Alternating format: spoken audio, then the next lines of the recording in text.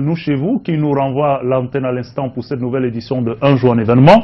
On va dire un grand coup de chapeau particulier au réalisateur Parfait Zambo pour la Faustale, on l'a vu dans le jingle tout à l'heure, la Faustale des années 70 et toute la dynamique équipe de Nous chez vous qui était bien représentée. Et nous avons choisi de rester dans la dynamique de la fête de l'unité qui va être célébrée dans sa 46e édition dimanche prochain. Et nous avons choisi de parler justement de cette notion qui revient au devant de la scène avec toutes ces tensions que nous vivons sur l'étendue du territoire, en tout cas sur quelques parties de notre territoire, cette notion du vivre ensemble. Le Cameroun a l'épreuve, n'est-ce pas, du vivre ensemble. Cela est de plus en plus mis en avant et nous en parlons avec un homme politique ce matin.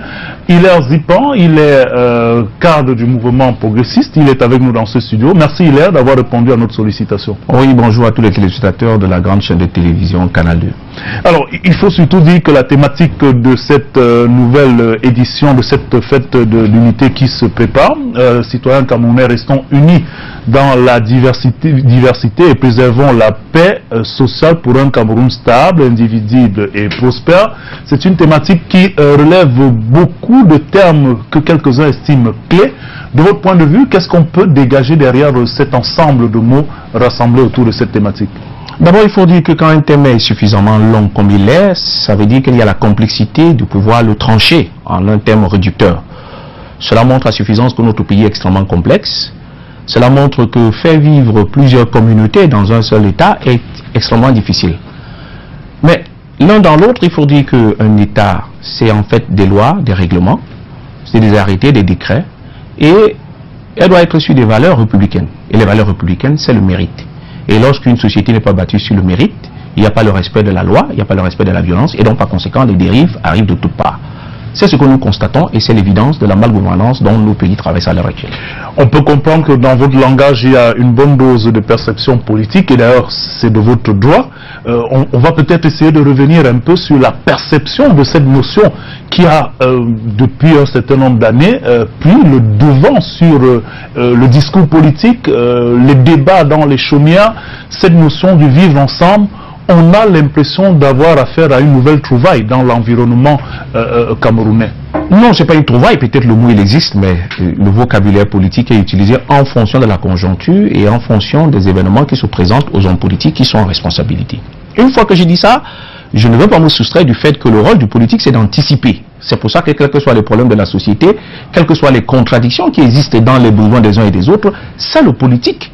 C'est à la responsabilité du politique qui lui revient donc de résoudre ce problème-là. Donc, le problème, il va être politique et c'est pour ça que dans les chaumières, tout le monde s'intéresse. Parce qu'il s'agit de construire le devenir de notre pays. Or, lorsqu'on a un État qui a une superficie, une capitale, une monnaie et une population, il va sans dire que certainement les problèmes vont se poser de tout ordre. Et donc, par conséquent, lorsqu'on a un butin de guerre qui est la langue que nous parlons, à savoir le français, et qu'on a un autre butin de guerre qui est la langue que certains se revendiquent pour faire croire que l'appartenance au Cameroun est pratiquement liée à la langue, là est tout le débat. Or, le vivre ensemble, au vrai sens et à mon sens, c'est la capacité de s'accepter l'un l'autre. Lorsque vous êtes aujourd'hui Denis Bamileke, vous pouvez épouser une femme complètement du Nord. C'est ça l'acceptation du vivre ensemble. Lorsque vous êtes Béti, vous trouvez l'aisance d'aller épouser par exemple Bassa. C'est ça aussi le vivre ensemble. Et donc par conséquent, s'accepter veut dire que nous reconnaissons que nous sommes dans un espace dans lequel il faut le construire. Ça c'est la citoyenneté. Et maintenant il faut construire dans cette nation-là en tenant compte des règles réglementaires. Donc je ne peux pas me soustraire de la solution de ce problème sans ne pas avoir une anticipation de la compréhension de la problématique sans ne pas intégrer la politique. Alors, mais vous avez évoqué un certain nombre de notions qui sont, on a envie de dire, intrinsèquement liées à l'existence même du Cameroun, malgré la complexité à laquelle vous faites allusion. On a un pays bâti depuis des lustres où ces mixages, n'est-ce pas, ethniques sont une réalité. Ce vivre ensemble qui semble aujourd'hui faire beaucoup de débats a pourtant existé de tout temps au Cameroun sans qu'on en fasse véritablement des discours de circonstances. Pourquoi on en parle aujourd'hui si tant il est que le Cameroun s'est bâti fondamentalement même sur cette existence-là? Oui, il faut dire que l'histoire nous enseigne que notre pays, qui a été complètement une colonie allemande, bien entendu, pour ne pas dire protectorat allemand, en 1884, a une superficie d'à peu près 700 et poussières de kilomètres carrés. Ça, c'est la première. Nous avons qu'une seule langue que nous parlons jusqu'en 1916, c'est l'allemand. Mais lendemain donc, de la perte de la Première Guerre mondiale par l'Allemagne, il va sans dire que le Cameroun est mis donc complètement sous tutelle française d'un côté et de l'autre côté complètement anglaise. Et lorsqu'on fait le déroulé de notre histoire, on s'en rend compte qu'en 1960, c'est-à-dire que le 1er janvier 1960, lorsque le Cameroun arrive à l'indépendance, nous sommes un État qui a 352 km², 3 500 000 habitants, capitale Yaoundé, un drapeau vert, rouge, jaune, sans étoiles. C'est ça la réalité du Cameroun, c'est ça les faits. C'est-à-dire qu'à la Société des Nations, voilà les réalités telles qu'elles se présentent le 1er janvier 1960. Puis par la suite, il y a donc un comité consultatif qui adopte certainement la constitution du Cameroun, qui celle-là se met le 16 janvier 1960. Et je fais encore le déroulé pour dire que c'est cette partie indépendante du Cameroun qui se met donc en négociation pour récupérer la partie du Cameroun qui est anglophone. Il faut que les gens le sachent. Nous n'étions pas là, c'est l'histoire. Il faut que nous la reconnaissons. Donc, c'est la récupération qui fait l'objet donc de la négociation. Mais la question que l'on pose à nos frères anglophones est la suivante. Voulez-vous rejoindre vos frères camerounais dans l'indépendance? C'est à peu près ça, si je la formule suffisamment bien de mémoire d'histoire. C'est ça la question qu'on les pose. Il n'y avait nulle part la question fédérale. Ça veut dire que quelque part, nous sommes convaincus que nous sommes un peuple unique, un et indivisible. Mais seulement, nous avons deux langues, avec deux cultures différentes, deux philosophies différentes, deux approches différentes. Il faut maintenant qu'on crée donc certainement ce qu'on appelle le fighting spirit, c'est-à-dire que l'esprit camerounais, pour pouvoir construire ensemble. Et c'est ça donc tout le vivre ensemble que nous devons aujourd'hui rencontrer. Alors, on voit bien, d'ailleurs vous avez donné quelques éléments qui peuvent illustrer les mutations physiques, géographiques et peut-être territoriales que le Cameroun a connues de quelques 700 km, n'est-ce pas, sous la période allemande, à 375 avant la réunification, et puis finalement les 475 qui sont connus aujourd'hui. On voit très bien que nous avons affaire à une entité qui a connu des développements avec le temps. Et comment comprendre aujourd'hui, si on s'en tient au discours martelé autour de cette notion de vivre ensemble, qui voudrait faire croire qu'elle est menacée, cette notion, comment comprendre que justement ces liens ancestraux, aussi solides qu'on aurait pu penser entre Camerounais, indépendamment des divergences linguistiques, soient aujourd'hui menacés par le fait des appartenances linguistiques? Voilà, c'est ça le problème. En principe, il est dû au fait que la gouvernance de notre pays pose énormément de problèmes. Lorsque nous arrivons en 1960, pour ne pas dire 66, qui est la partie qui peut nous intéresser, nous avons qu'un parti unifié. C'est-à-dire qu'une façon de pouvoir regarder l'ensemble dans le militantisme en étant dans un parti unique. Puis par la suite, il y a des évolutions. Et je me fais le devoir de dire que le problème qui s'est posé sous-jacent dans l'approche entre l'UPC et bien entendu ceux qui ont gouverné notamment Ahidjo, c'est que l'UPC demandait la réunification avant l'indépendance.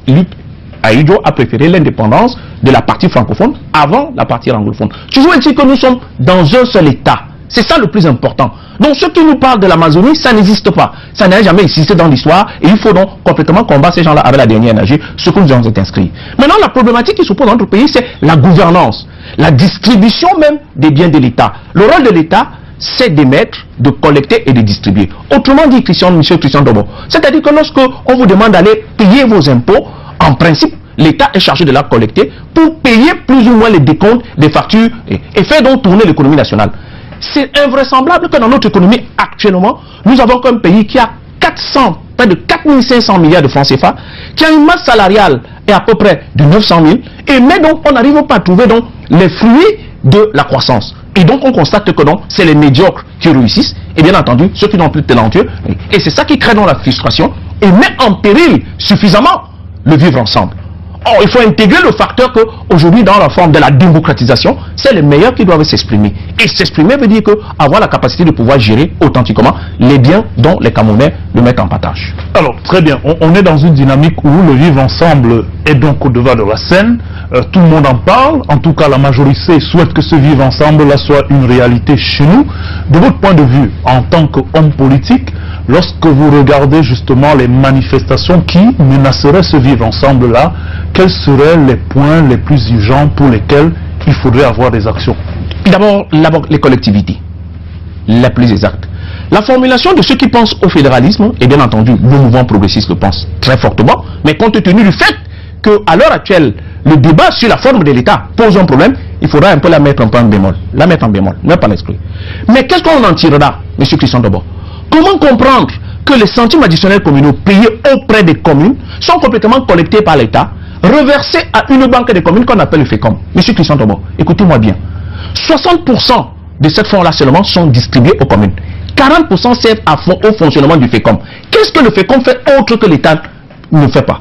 C'est pas normal. Et donc c'est ensemble, cette façon de pouvoir spolier, pomper, aspirer la fortune publique pour certains privilégiés et la masse critique des Camerounais qui n'en ont pas. Donc, concrètement, proposition, nous pensons qu'il faut collecter au niveau primaire les impôts et redistribuer certainement, bien entendu ce qui revient certainement aux collectivités et transmettre à l'État central ce qui leur revient pour pouvoir assumer les charges régaliennes de l'État. Première proposition. Deuxième proposition, le FECOM en lui-même, qui est dans la collecte et qui va pouvoir alimenter les collectivités dans sa forme de la décentralisation, doivent être gérés par les municipalités.